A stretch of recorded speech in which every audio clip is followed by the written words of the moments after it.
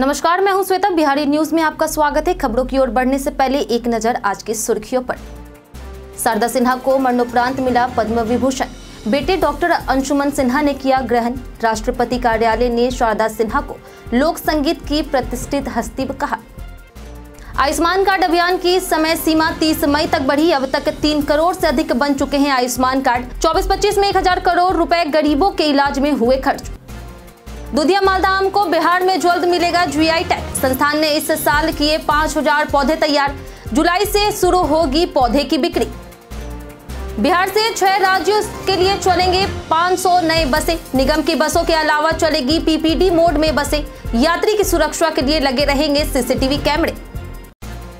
IPL 2025 में RCB ने रचा इतिहास। दूसरे स्थान पर पहुंची आरसीबी। 2016 के बाद आरसीबी का लीग स्टेज में सबसे शानदार प्रदर्शन। चलिए बढ़ते हैं शाम तक की बड़ी खबरों की ओर विस्तार से। शारदा सिन्हा को मरणोपरांत मिला पद्म विभूषण। राष्ट्रपति द्रौपदी मुर्मू ने राष्ट्रपति भवन में 68 विभूतियों को पद्म सम्मान से नवाजा। मरणोपरांत पद्म विभूषण लोक गायिका शारदा सिन्हा को मिला, जिससे उनके बेटे डॉक्टर आयुष्मान सिन्हा ने ग्रहण किया। छठ गीतों और लोक संगीतों को विश्व पहचान दिलाने में उनका योगदान अद्वितीय रहा। अंशुमन ने मां की अनुपस्थिति पर भावुक होते हुए कहा कि उन्हें गर्व है कि उनकी मां ने जीवन भर लोक संगीत को जिया है। पत्रकार भीम सिंह भवेश को भी पद्मश्री मिला है, जिन्होंने मुसहर जाति के बच्चों के लिए शिक्षा और पुस्तकालय की व्यवस्था की। पूर्व आईपीएस अधिकारी और महावीर मंदिर ट्रस्ट के अध्यक्ष रहे स्वर्गीय किशोर कुणाल को भी मरणोपरांत पद्मश्री मिला, जिससे उनके बेटे सायन कुणाल ने लिया है। राष्ट्रपति कार्यालय ने शारदा सिन्हा की गायकी को सामाजिक अस्तित्व के कई पहलुओं को प्रतिबिंब बताते हुए उन्हें लोक संगीत की प्रतिष्ठित हस्ती कहा। आयुष्मान कार्ड अभियान की समय सीमा 30 मई तक बढ़ी। आयुष्मान भारत प्रधानमंत्री जन आरोग्य योजना और मुख्यमंत्री जन आरोग्य योजना के तहत आयुष्मान और वय वंदना कार्ड बनाने के विशेष अभियान की अवधि 30 मई तक बढ़ा दी गई है। पहले यह अभियान 26 से 28 मई तक था, जिसे अब जनहित में बढ़ाया गया। स्वास्थ्य मंत्री मंगल पांडे ने बताया कि अभियान का उद्देश्य अधिक से अधिक पात्र लाभार्थियों तक योजना का लाभ पहुंचाना है। अब तक 3.75 करोड़ आयुष्मान कार्ड बनाए जा चुके हैं, जिनमें 2.8 करोड़ कार्ड पिछले 14 महीनों में बने हैं। बिहार में 1173 अस्पताल, जिनमें 587 निजी और 586 सरकारी सूचीबद्ध है। 2018 से अब तक 20.5 लाख से अधिक मरीजों का निःशुल्क इलाज हुआ है, जिस पर 2670 करोड़ रुपए खर्च हुए। अकेले 2024-25 में ही 1000 करोड़ रुपए गरीबों के इलाज पर खर्च किए गए। पीएम के रोड शो को लेकर के प्रमुख मार्गों पर बंद रहेगी आवाजाही।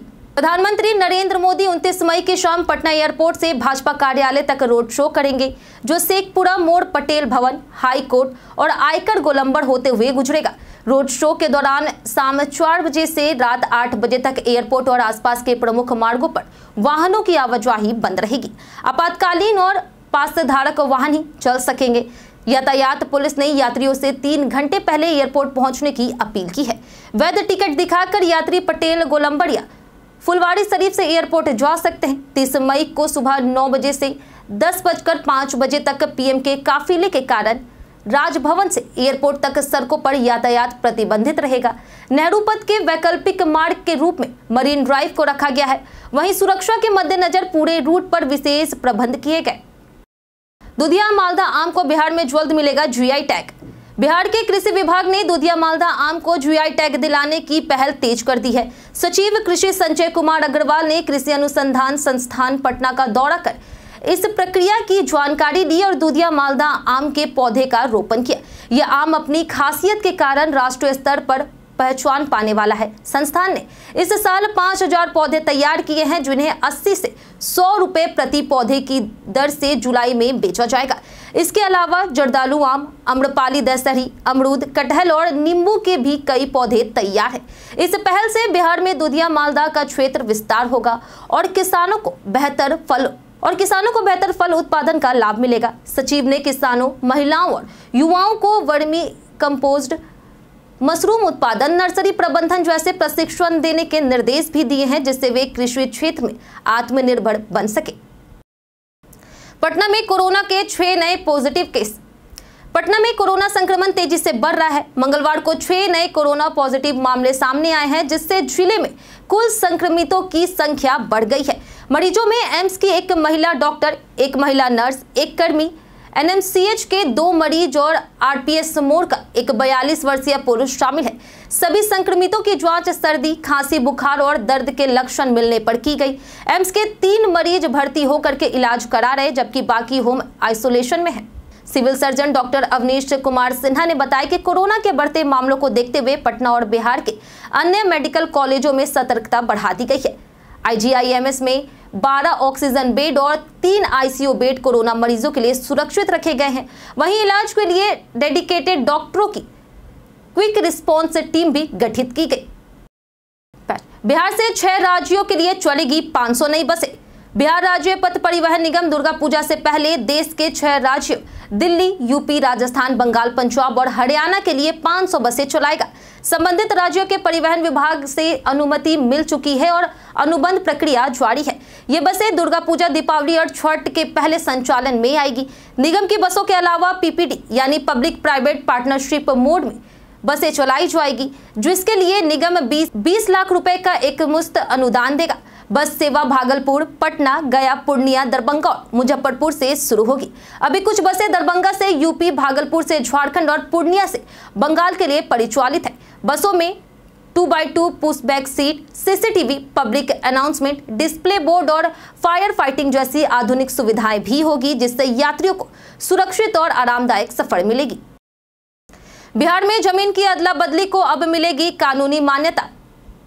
बिहार सरकार ने भूमि सर्वेक्षण को सरल और पारदर्शी बनाने की दिशा में बड़ा कदम उठाया है। अब 2025 के संशोधित विशेष सर्वेक्षण और बंदोबस्त नियमावली के तहत 2 रायतों के बीच आपसी सहमति में हुई मौखिक जमीन अदला बदली को कानूनी मान्यता मिलेगी। यह निर्णय खासकर ग्रामीण क्षेत्रों में बड़ी राहत लेकर आया है, जहां पारंपरिक रूप से बिना कागजात के जमीन का लेन देन होता रहता है। सर्वे के दौरान यदि दोनों पक्ष लिखित सहमति दे देते हैं तो भू अधिकार अभिलेख में उनके नाम दर्ज किए जाएंगे और नया खाता खोला जाएगा। इससे रैयत अब अपनी जमीन बेचने, वारिस तय करने और बैंक से ऋण लेने के अधिकार पा सकेंगे। यह फैसला भूमि विवादों को कम करेगा, समय और धन की बचत करेगा और हजारों किसानों को उनकी जमीन पर कानूनी अधिकार दिलाएगा। 2 जून को पनास बैंक्वेट में होगा खान सर का रिसेप्शन।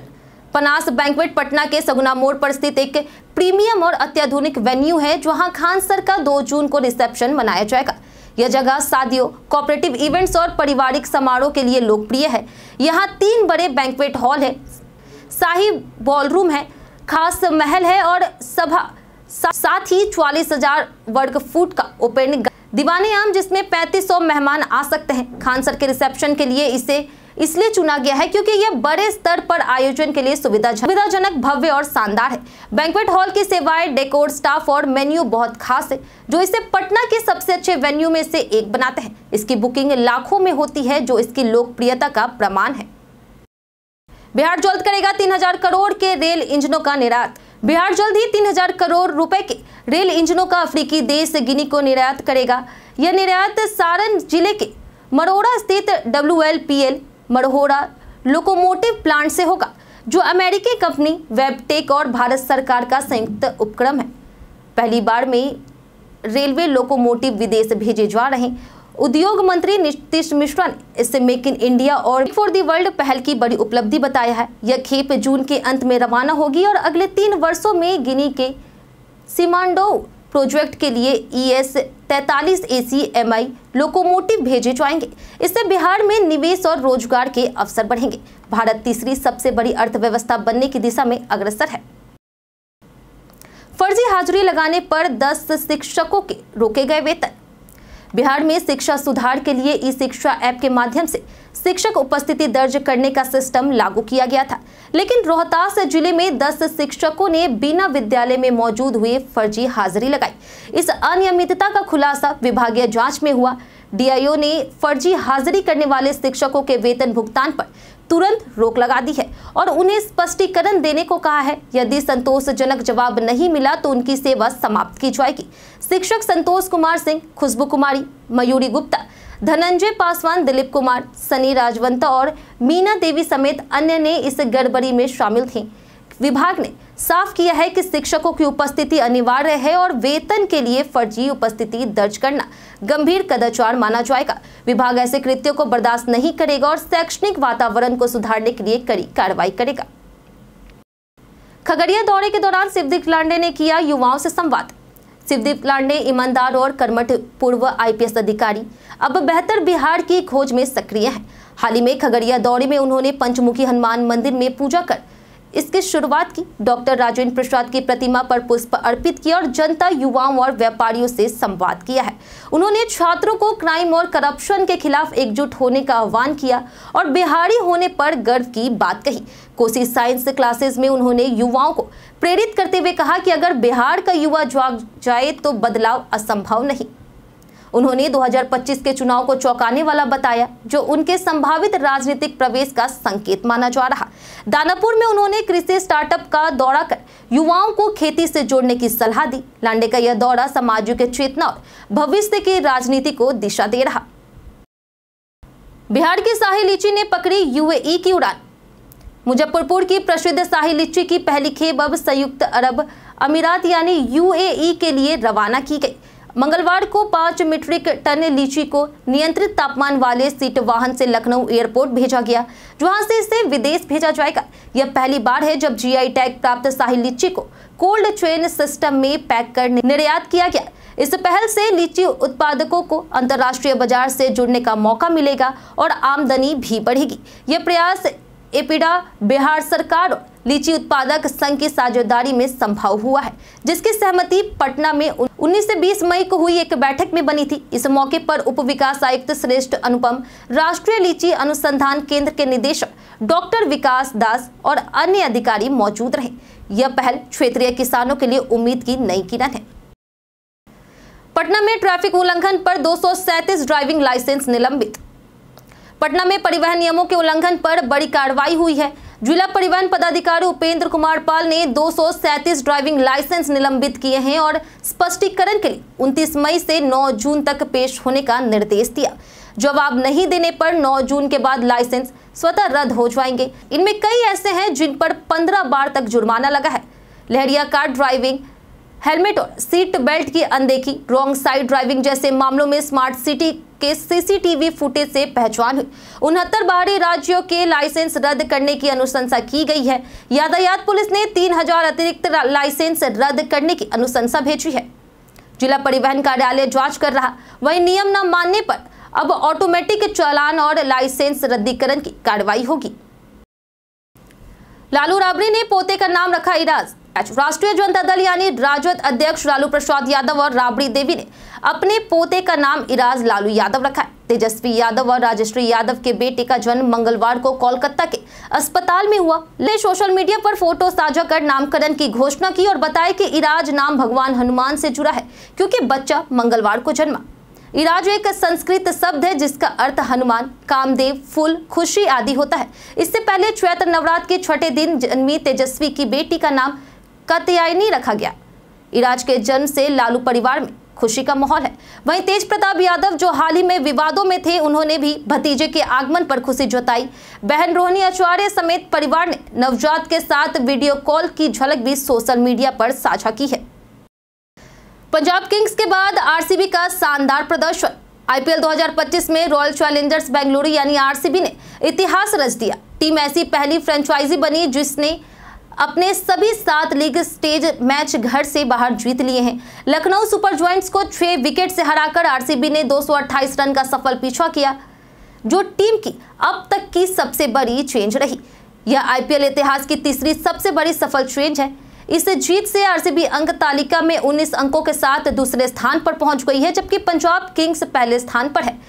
दोनों के अंक बराबर है, लेकिन नेट रन रेट में पंजाब आगे है। इससे पहले मुंबई इंडियंस और कोलकाता नाइट राइडर्स ने 2012 में 7-7 बाहरी मैच जीते थे, लेकिन 1-1 में हारे भी थे। यह 2016 के बाद RCB का लीग स्टेज में सबसे शानदार प्रदर्शन है। बीते दिन हमारे द्वारा पूछे गए सवाल का जवाब आप लोगों में से बहुत लोगों ने हमारे कमेंट बॉक्स सेक्शन में लिख कर दिया है। जिन लोगों ने हमारे द्वारा पूछे गए सवाल का जवाब दिया है उनके नाम है राजकिशोर महतो, मनोज दास, हरेंद्र प्रजापति, नौशाद रजा, खुशी शर्मा, मुन्ना कुमार, दीपक कुमार, रंजीत मिश्रा, संजीव कुमार, बबलू कुमार, कुंदन कुमार, जितेंद्र ठाकुर, बाबूलाल, राकेश मिश्रा, प्रताप मंडल और रवि मोहन वर्मा। इसी के साथ बढ़ते हैं आज के सवाल की ओर और आज का सवाल है कि आपके क्षेत्र में यातायात की क्या व्यवस्था है। आप अपना जवाब हमें हमारे कमेंट सेक्शन में लिखकर जरूर बताएं। आज के लिए इतना ही। बिहार के तमाम खबरों के साथ बने रहने के लिए देखते रहें बिहारी न्यूज। साथ ही अगर आप YouTube चैनल पर देख रहे हैं तो चैनल को सब्सक्राइब करें और अगर आप Facebook पेज पर देख रहे हैं तो लाइक और फॉलो जरूर करें।